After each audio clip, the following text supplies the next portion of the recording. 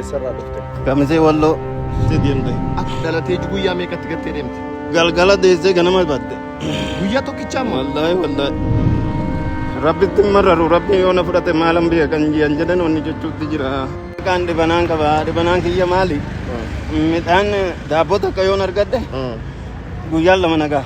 Midhaan hin nyaadhu maali nyaannaan ni guddaan hin bahu fincaani. Fincaanni guddaan hin bahu. Maaliif? Moolii konkolaatiin mooliin tabalaashee jedhame. Inni bishaaniin irra hin dhaabbatu. Akkanatti taa'ee bulaa mucaa kanan qabeedha uffata narraa fudhatan kombortaan maal fakkaatu. Eenyu fudhate? Asuma kaayeen deeme manxaafii jedhi maali inni nyaanya migibi jedhaa migibii barbaada deemee maalan godhe. Dhibameettinin mucaa kana qabee taa'u jira beektaa. Dhibameettinin arma ta'a karaa daarii taa'uun kiyya maaliif fayyaa qabaadhee hojjetadhee nyaadhu. Fayyaa qabaadhee akka biyyaa hojjetadhee nyaadhu na fedhan ture akkan fedhuun hin dhabeetin akkan hojjedhu hin dhabeetin. Uno karaa daarii qorraan roobaan taa'eetin jira waan kiyyaan wallaalee. Karaa maalkaatiin biyyatti hin galuu danda'e beektatabii biraan hin geenye. Mucaan irratti miidhame namni qotta kana naan jedhu hin jiru akka moonni ta'een hin tamarraru fayyaan qaba hin jedhu.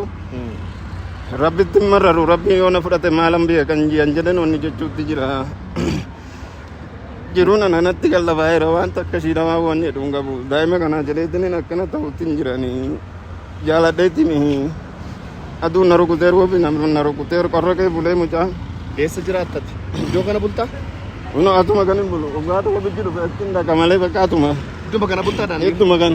Wallootti dhalatteeti? Walloo kamisee ittiin dhaladhe. Kamisee dhalatte? Mucaan kana dhalatee naani dhalataadhuma sasitti gattee deemtee? Akkuma deessee natti gattee jiran doktoroonni hin jiran amma ta'an bira geessee deemte. Akka dhalatee guyyaa meeqatti gattee deemte? Galgala deessee ganama badde. Guyyaa tokkichaa moo? Wallaahi. Maali? Uffati kiyya dhiigaan badee jennaani. Uffata kiyya qabee waan achi dhaqe uffatan uffadheeru san agartee.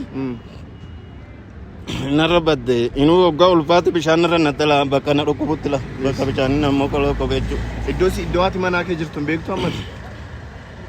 Harma jirtiin hin beeku beektatabiinuu dhufaniiti. Mucaa ishee erga gattee dhuftee agartee hin beektu seen? Agartee hin beektu. Mucaa kana waggaa meeqa guddistee haala kanaan? Kun waggaa sadii walakkaa hidaar darbe kun waggaa sadii. Ammas jaraa dhukkubaa jira moo maallaan jettee kaate? Inni dhukkuba bu'aa inni wanni qoricha amma biteefi jira inni irraa qoricha biteefi inni affana garaa kana afuufa waan isaa wallaalee qofaa daffa qabduma taa'ee jiru. Amma bakkeedhuma kana qorra kana keessi faana bulaa mucaa? Asuman buluu jira laarmatti namni asuma wallaahi namni asuma narra jatee darbaa natti dhagaamee boo'ichumaan buluu jira bakka waan godhuun dhabe uffata itti qayyaruun qabu fudhatamee kanuma karama daandii kanarra kan buluutti jiru. Maal akka si gargaaru barbaadda ammati? Ani waan ilmaan keessanii jedha waan qabtanii na gargaara manaanis haa ta'u waan feetanii na gargaara waan bana barbaachisu guutumaanu uffata mucaatis ta'ee uffata qeerraas manarraas waan qabtanii na gargaara obboleeyyan. Maal nyaachista mucaa kanaati? Walumaa gatti deemeetuma nama kadheetu maal jedheetu bullee maaliin nyaachisa maalan qaba? Bullee namni nyaata hambisee nyaachistaa?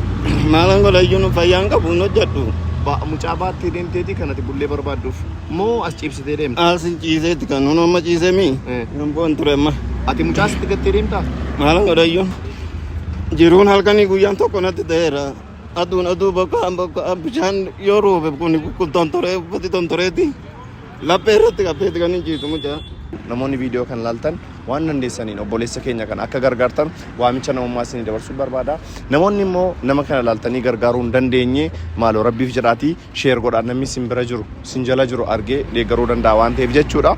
Kanaaf obboleessa keenya kana akka gargaartan amaanaa isiniin jechuun barbaada galatooma.